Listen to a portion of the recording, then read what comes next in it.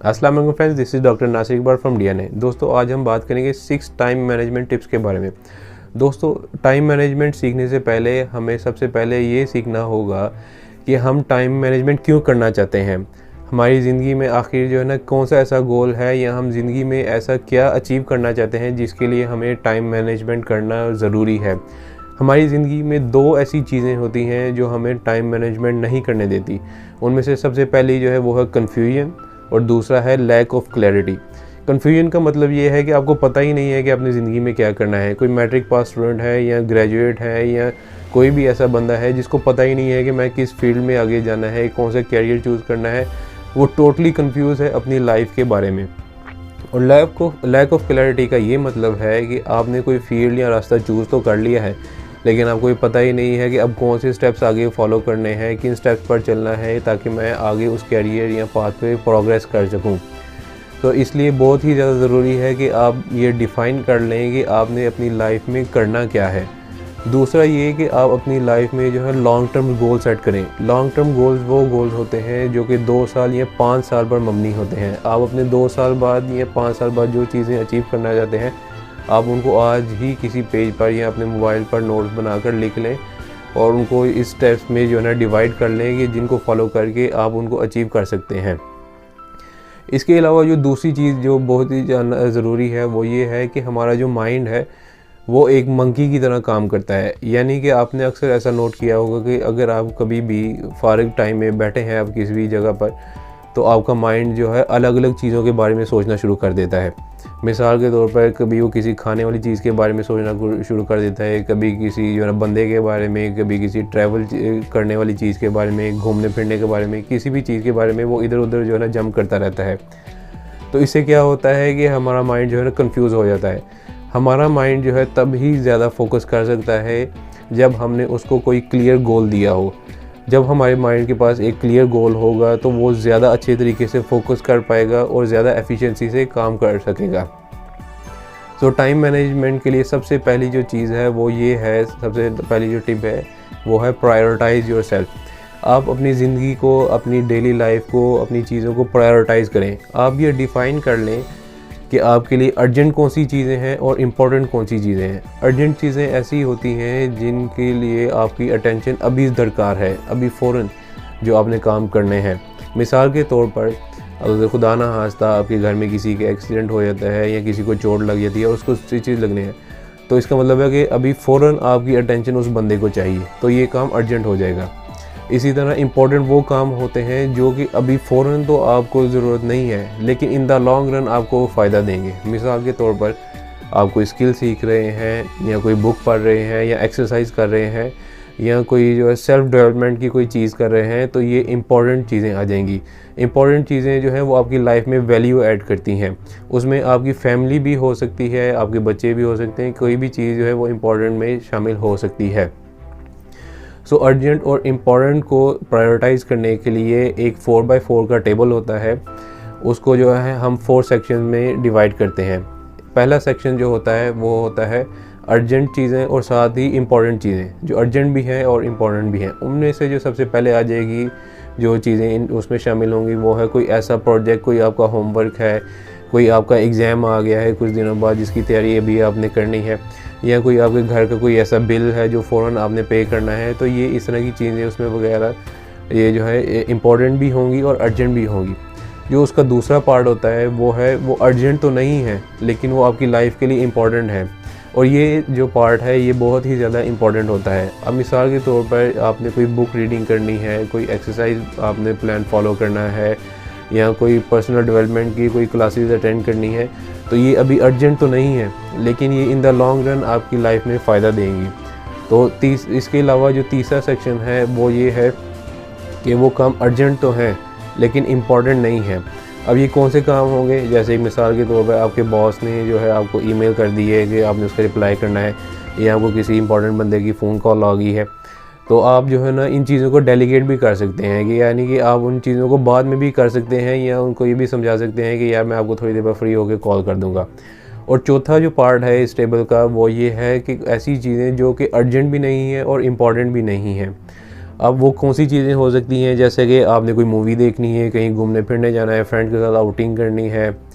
तो हमारी जो मोस्ट ऑफ़ द पॉपुलेशन है वो फोर्थ क्वाड्रेंट में जी रही होती है। हमारी जो मोस्ट ऑफ़ द पॉपुलेशन है वो चीज़ों को अर्जेंट बनाकर या बिल्कुल जो है फोर्थ क्वाड्रेंट पे, ना तो अर्जेंट है ना इम्पोर्टेंट है, उसमें जी रही होती है। तो इसका क्या फ़ायदा होता है कि हमारा टाइम जो है बहुत ज़्यादा वेस्ट होना शुरू हो जाता है। टिप नंबर 2 है टाइम मैनेजमेंट को सीखने के लिए, वो है अपने कामों को डिले करना या प्रोक्रास्टिनेट करना। दोस्तों, मार्क ट्वेन एक बहुत ही फेमस राइटर है और उसने अपनी बुक में लिखा है कि अगर आपके पूरे दिन में सबसे ज़्यादा इम्पोर्टेंट काम एक मेंढक खाना या फ्रॉग खाना है तो आप सबसे पहले वो ही काम करें, यानी कि मेंढक को खाएं। और अगर आपके दिन में सबसे इम्पोर्टेंट काम 2 मेंढकों को खाना है तो आप सबसे पहले वो वाला मेंढक खाएं जो ज़्यादा बड़ा और गंदा दिखने वाला है। अब कामों को भी आप इस मेंढक की तरह ही देख सकते हैं। आपको अपने दिन में सबसे पहले वो वाले काम करने चाहिए जो सबसे ज़्यादा मुश्किल हैं। इसका क्या फ़ायदा होगा? सबसे पहले इसका तो ये फ़ायदा होगा कि एक आपके अंदर जो है एक सेंस ऑफ अचीवमेंट जो है आ जाएगी कि भाई आपने अपने दिन में सबसे जो मुश्किल काम था वो कर लिया। और दूसरा ये होगा कि आप सारे दिन के कामों के लिए मोटिवेट भी फील करेंगे, क्योंकि भाई मुश्किल काम तो वो गुजर गया। अब जो बाकी काम जो रह गए हैं वो आप इजीली उनको कर लेंगे और अपने दिन को इजीली जो है ना एक अचीवेबल टास्क में डिवाइड कर सकेंगे। तीसरी टिप टाइम मैनेजमेंट के लिए वो है स्टेइंग फोकस्ड। इसकी मिसाल ऐसे है कि जैसे मैं अपने किसी इम्पोर्टेंट फ्रेंड या रिलेटिव के साथ इस कमरे में बैठा हूँ और हम लोग बातें कर रहे हैं और मैं अचानक जो है अपना मोबाइल निकाल कर सोशल मीडिया यूज़ करना शुरू कर दूँ या व्हाट्सएप फेसबुक यूज़ करना शुरू कर दूँ या कोई भी जो है ना इस तरह की चीज़ यूज़ करना शुरू कर दूँ। अब तो क्या होगा कि उस अगले बंदे के लिए ये बहुत ही ज़्यादा डिसरेस्पेक्टफुल होगा। इसी तरह दोस्तों, हम अपनी डेली लाइफ में टाइम को भी बहुत ज़्यादा डिसरेस्पेक्ट करते हैं। टाइम को डिसरेस्पेक्ट करने का क्या मतलब है कि अगर हम कोई भी जो है ना घर में कोई काम कर रहे हैं, इंपॉर्टेंट काम कर रहे हैं, या हम किसी मीटिंग में बैठे हैं या स्टडी कर रहे हैं या कोई भी अपनी लाइफ का इंपॉर्टेंट काम कर रहे हैं, तो फ़ौरन हम बीच में क्या है कि व्हाट्सएप का मैसेज आए, कोई नोटिफिकेशन आए तो हम फ़ौरन मोबाइल को उठा के जो है ना देखना शुरू कर देंगे या जो मोबाइल को यूज़ करना शुरू कर देंगे और काम उधर का उधर ही रह जाएगा। तो ये बहुत ही एक ख़राब आदत है और हमें इसको जो है ना बिल्कुल क्विट कर देना चाहिए। हमें कोशिश करनी चाहिए कि हम अपने पूरे दिन में सोशल मीडिया के लिए एक स्पेशल एक अलग टाइम निकाल कर रखें। डेली आधा घंटा, पौना घंटा या 1 घंटा सोशल मीडिया के लिए रखें और उसके अलावा बाकी जो दिन है वो अपने दिन के बाकी कामों के लिए, इंपॉर्टेंट कामों के लिए मुख्तस करें। टाइम मैनेजमेंट के लिए जो टिप नंबर 4 है वो है 80-20 रूल। इसको परेटो प्रिंसिपल भी कहते हैं। इसका मतलब ये है कि दोस्तों, इसकी मिसाल ऐसे है कि बिज़नेस की दुनिया में हमारे जो 20% प्रोडक्ट्स हैं वो हमें 80% रेवेन्यू देते हैं।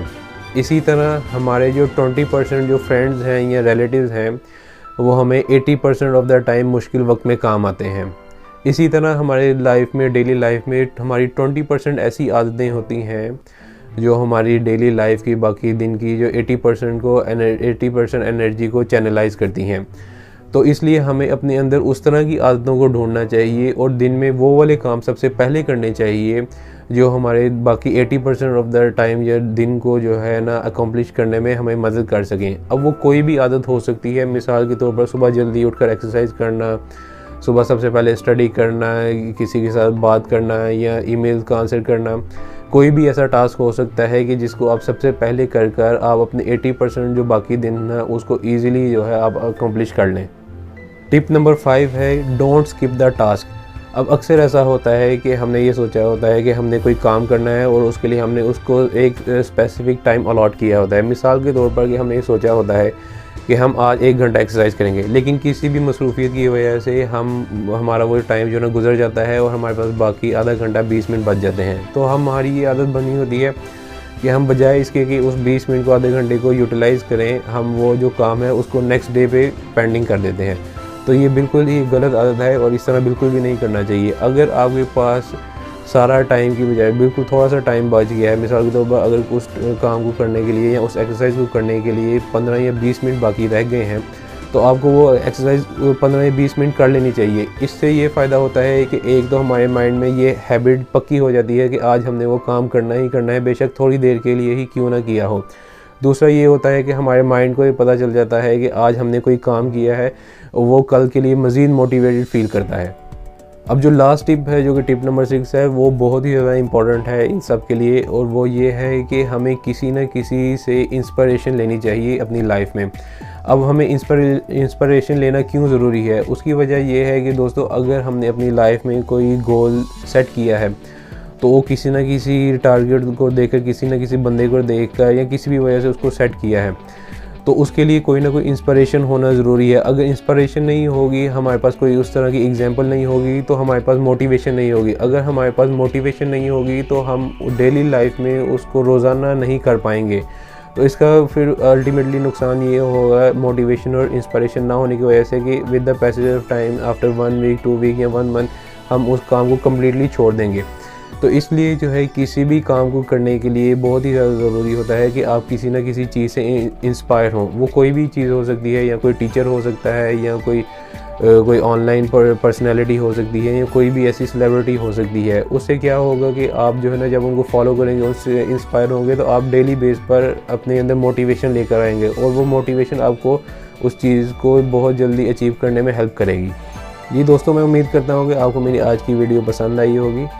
अपनी लाइफ में ये 6 टाइम मैनेजमेंट टिप्स ज़रूर इन्वॉल्व कीजिएगा, और इनको फॉलो करने की ज़रूर कोशिश कीजिएगा, और मुझे कमेंट सेक्शन में ज़रूर बताइएगा कि आपको इनमें से कौन सी टिप सबसे ज़्यादा अच्छी लगी। अगली वीडियो तक के लिए अल्लाह हाफिज़ एंड स्टे हेल्दी।